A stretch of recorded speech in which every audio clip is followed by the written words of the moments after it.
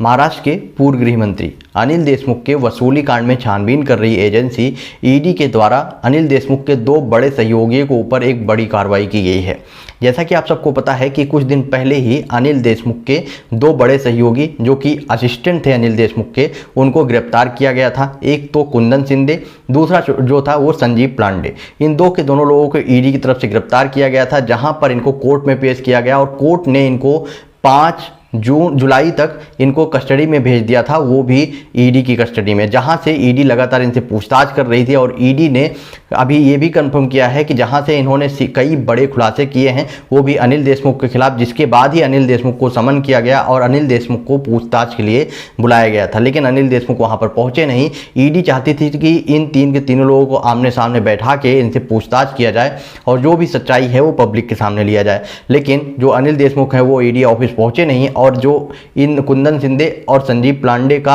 आज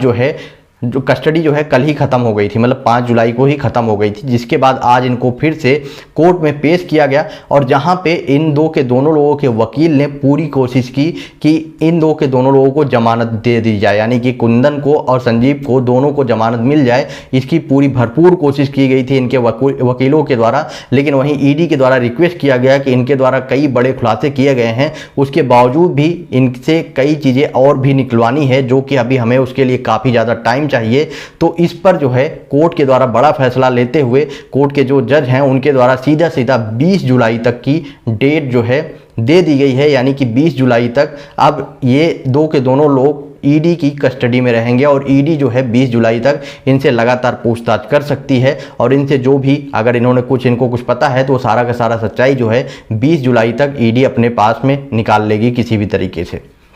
आपका क्या ओपिनियन है कोर्ट के इस बड़े फैसले पर? आप अपना ओपिनियन कमेंट बॉक्स में बताएं और वीडियो को ज़्यादा से ज़्यादा शेयर करें।